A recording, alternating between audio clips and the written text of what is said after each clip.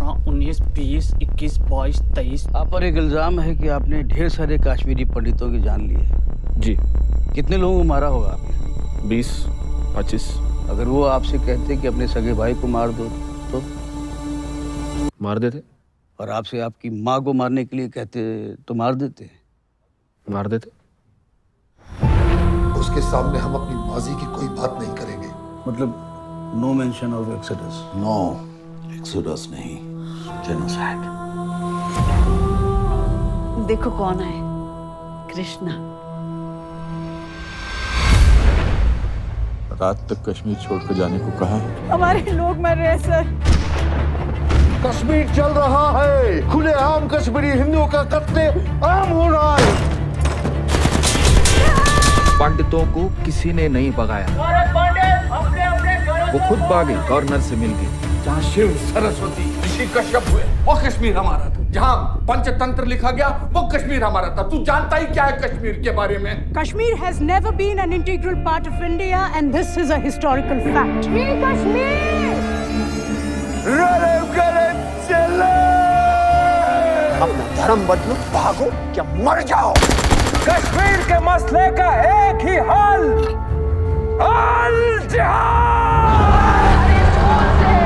एक ही आवाज बुलंद होगी, बच्चा बच्चा कहेगा आजादी। तो शब्दनाद से आजादी, आजादी, आजादी, आजादी, आजादी। देश की तकदीर वही बदल सकता है जिसके पास ये पावर है, पॉलिटिकल पावर। पॉलिटिक्स का बस एक ही अंत है, विनाश, मौत। तो मौत के डर से मैं भी कायर बन जाऊं। बम मुझ पर फटा था, तुम पर नहीं। पद्मश्री मुझे ऐसे ही नहीं मिला ना। पद्मश्री आपको सरकार ने खामोश रहने के लिए दिया। आजादी is a song of terrorism. It's an anthem of free Kashmir, exactly like Jan Gan Man of India. जब मासूम लड़कों को गाड़ियों से बांध कर घसीटा जाएगा और उन पर रेप चार्जेस लगाए जाएंगे तो ये सताए हुए लोग गन्जे उठाएंगे सर। कश्मीरी पंडितों ने तो कभी कोई बंदूक नहीं उठाई। क्यों? And we'll never allow Kashmir to be an integral part of this country. चाहे उसके लिए आग क्यों ना लगानी पड़े। This is the time for justice, Krishna.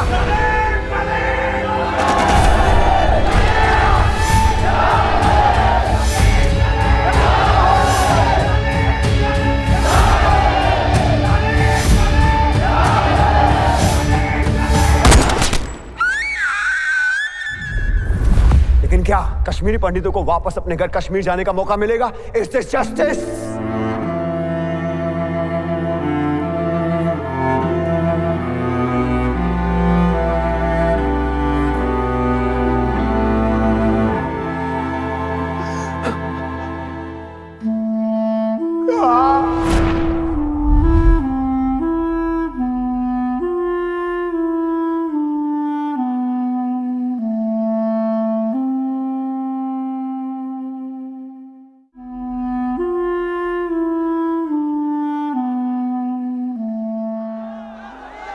वो वक्त था जब कश्मीर में लोग सरकार शब्द से नफरत करने लग गए थे और मुट्ठी भर कश्मीरी आतंकवादियों ने उस वक्त के होम मिनिस्टर की बेटी रुबिया सैयद को अगवा करके सरकार को घुटने टेकने पर मजबूर कर दिया था। वो वक्त था जब कश्मीरी नौजवानों के लिए मिलिटेंट होना फख्र की बात बन गई थी। ऐसे माहौल में बहुत से नौजवान भटक गए थे और कुछ तो इंसानियत भी खो बैठे थे। उनमें से एक था बिट्टा कराटे, जो भारत को तोड़ने के इरादे से ही पाकिस्तान ऑक्युपाइड कश्मीर गया था। वो आखिर टेररिस्ट क्यों बना? लोकल एडमिनिस्ट्रेशन ने हमें बहुत सताया जी। लोकल एडमिनिस्ट्रेशन ने हमें बहुत सताया, इसलिए तंग आकर मैं उसमें गया। तो आप हिंदुस्तान के दुश्मन बन गए जी। यानी लोकल एडमिनिस्ट्रेशन ने आपकी देखभाल ठीक तरह नहीं की, आप हिंदुस्तान के दुश्मन बन गए और आपने मासूम लोगों की जानें लेनी शुरू कर दी। मासूम लोगों की कहाँ जाने शुरू कर ली? मैं कहाँ उनकी जानें ले लिया हमने। मुझे ऊपर से हुक्म मिलता था। कौन देता था हुक्म? इशफाक मजीदवानी। कश्मीर लिबरेशन फ्रंट का एरिया कमांडर इशफाक मजीदवानी बिट्टा कराटे को 32 दिन की ट्रेनिंग के लिए सरहद के पार ले गया। पाकिस्तानियों ने इनमें से किसी पर भी विश्वास नहीं किया। जब भी उन्होंने जगह बदली, उन्होंने इनकी आंखों पर पट्टी बांध दी। तो जो लोग आप पर इतना यकीन भी नहीं करते कि जहां ट्रेनिंग दे रहे हैं वहां आपको आंख पर पट्टी बांध के ले जा रहे हैं, हर एक को ले जा रहे हैं, हर एक को ले जा रहे हैं। हाँ, उन लोगों के लिए आप जान तक अपनी जान की बाजी लगाने को तैयार थे। नहीं, हमारे जहन में उस वक्त क्या था कि हम कश्मीर को अलग करेंगे, लिबरेट करेंगे, वही हमें मतलब इधर से सिखाते थे। जब भी आप किसी का मर्डर करते थे तो क्या हमेशा इशफाक मजीद वानी का ऑर्डर होता था तब करते थे या अपनी मर्जी से भी कर सकते थे? नहीं, अपनी मर्जी से मैं किसी को नहीं मारता था, ऊपर से ऑर्डर मिलता था, लीडर ऑर्डर देते थे कि अच्छा, ऑर्डर दे किसी को मार दो, आप मार देते थे? हाँ जी, चाहे वो कोई भी हो? कोई भी हो। अगर वो कहता कि अपने सगे भाई को जान से मार डालो? जी, मैं तो मार देता। अगर वो कहता अपनी माँ को जान से मार डालो? मैं तो मार देता। तो ये तो गुलामी से भी बदतर हालत हो गई आपकी। नहीं, गुलामी कहाँ, मैंने कहा ना, पहले हम जब ज्वाइन करता है कोई लड़का, ज्वाइन होने से पहले वो हाल उठवाते हैं, ये काम है जी, अगर नहीं है तो आप जा सकते हैं। कश्मीर लिबरेशन फ्रंट के लिए काम करते करते बिट्टा कराटे के दिमाग में देशद्रोह की भावना इतनी ज्यादा भर गई थी कि निर्दोष लोगों को जान से मारने में उसे जरा भी झिझक नहीं थी। नहीं, मासूम नहीं है, मतलब वो बेगुनाहों को नहीं मारते उसको, मतलब नहीं, लेकिन आपको तो नहीं मालूम कि वो आदमी मासूम है कि गुनाहगार है? नहीं जी। आपको हुक्म दिया कि मार डालो, आपने मार डाला? He is not one of the most dreaded terrorists, but he was a compulsive killer, and we were after him for a long time because he committed some very gruesome murders in front of women and children and things like that. अच्छा, आपने कितने लोगों की जानें ली? मुझे याद नहीं कितने लोग मारे। यानी आपने इतने सारे लोग मार डाले कि आपको ये भी नहीं याद कि आपने कितने लोग मार डाले? 10-12 हमारे होंगे। 10-12 की 20? अब 20 ही लगा दीजिए, 20 ही मारे। सारे के सारे कश्मीरी पंडित थे कि कोई मुसलमान भी थे उसमें? मुस्लिम थे उसमें। कितने मुस्लिम, कितने कश्मीरी पंडित थे? ज्यादा कश्मीरी पंडित थे? जी। क्यों, ऐसा क्यों? ऊपर से ऑर्डर मिलता था, मैंने कहा। अच्छा, पहला जिस आदमी को पहले आपने जान से मारा वो कौन था?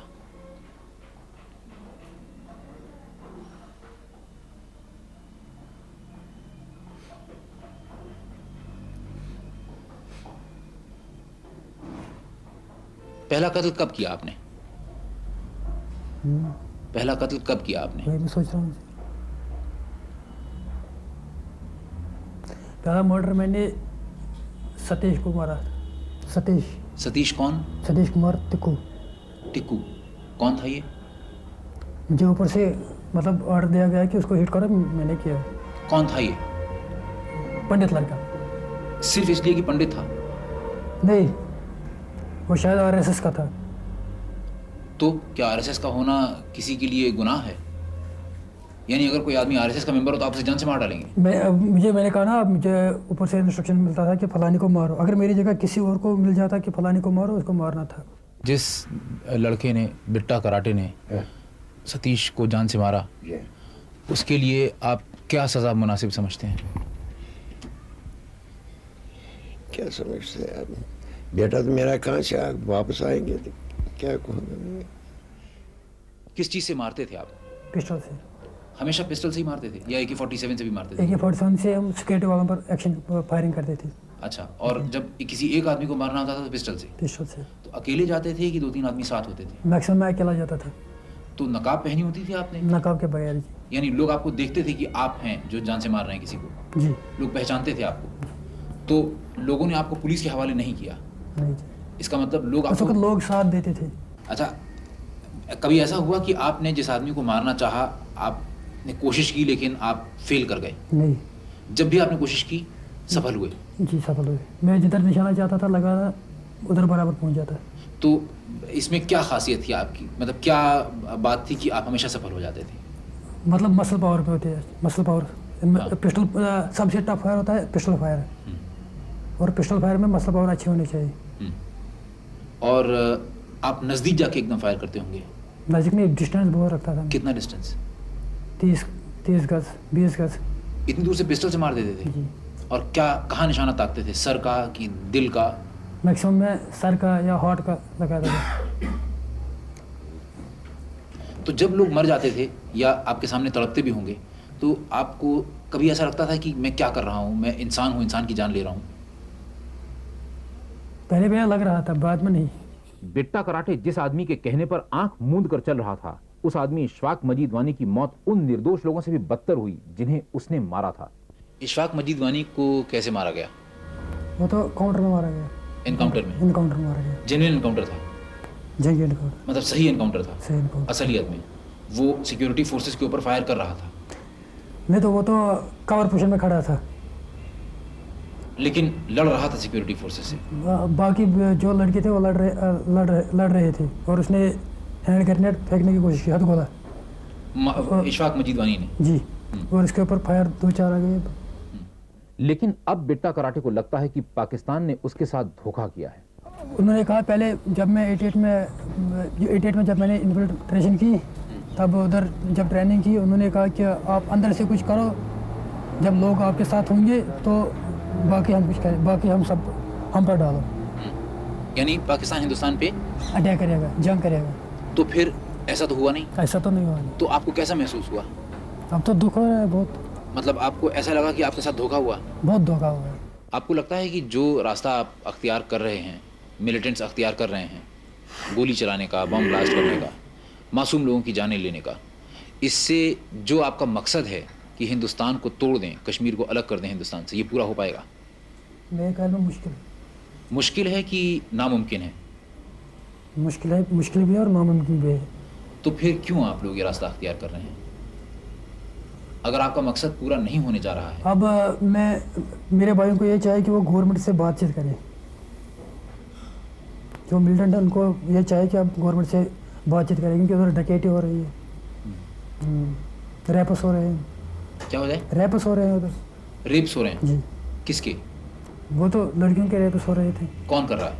पता नहीं कौन कर रहा है, मतलब हो रहे हैं ना, बहुत जुल्म हो रहा है उधर, डकैती हो रही है, गन पॉइंट पर पैसे ले रहे हैं मिलिटेंट्स सब। और लड़कियों का रेप भी करते हैं मिलिटेंट्स? अब रेप भी कर रहे हैं। और लोगों के ऊपर ये भी दबाव डाल रहे हैं कि अपनी लड़की की शादी फलां से कर दो, अपनी लड़की की शादी फलां से कर दो। नहीं, उसके बारे में मुझे इल्म नहीं है। लेकिन ये आपकी जानकारी है कि मिलिटेंट्स लड़कियों को रेप करते हैं? जी, कर रहे हैं। और जोर से पैसे भी, गन पॉइंट से पैसे भी ले रहे हैं। अब बिट्टा कराटे भारी संख्या में मिलिटेंट्स के आत्मसमर्पण के बारे में क्या सोचता है? सरेंडर कर रहे हैं, ठीक कर रहे हैं जी। जो सरेंडर कर रहे हैं, ठीक कर रहे हैं। ठीक कर रहे हैं? जी, ठीक कर रहे हैं। लेकिन जो बाकी मिलिटेंट्स हैं जो सरेंडर नहीं कर रहे हैं, वो जीने देंगे इन लोगों को जो सरेंडर कर रहे हैं? उनको भी सरेंडर करना चाहिए, लेकिन होगा क्या? करनी चाहिए। करना चाहिए तो अलग बात है, लेकिन होगा क्या? मतलब क्या वो सरेंडर कर देंगे सारे के सारे मिलिटेंट्स जो इस समय 3000 या उससे ज्यादा मिलिटेंट्स हैं वैली में? नहीं जी। तो असलियत में होगा क्या? मैंने कहा तबाही होगी। क्या सजा होगी आपकी? जो देंगे वो भी मंजूर है। क्या लगता है आपको, क्या सजा होगी आपकी? हो सकता है उम्र कैद हो जाए, हो सकता है फांसी भी हो सकती है। ज़्यादा क्या संभावना है, पॉसिबिलिटी क्या है? मेरे दिमाग से फांसी हो सकती है। आपको कबूल है फांसी? जी, कबूल है। This man, who's so casual about killing other people, clearly sees his own end in a misguided glory of martyrdom. What kind of a cause is this that dehumanizes a man so much that he's willing to kill his own mother?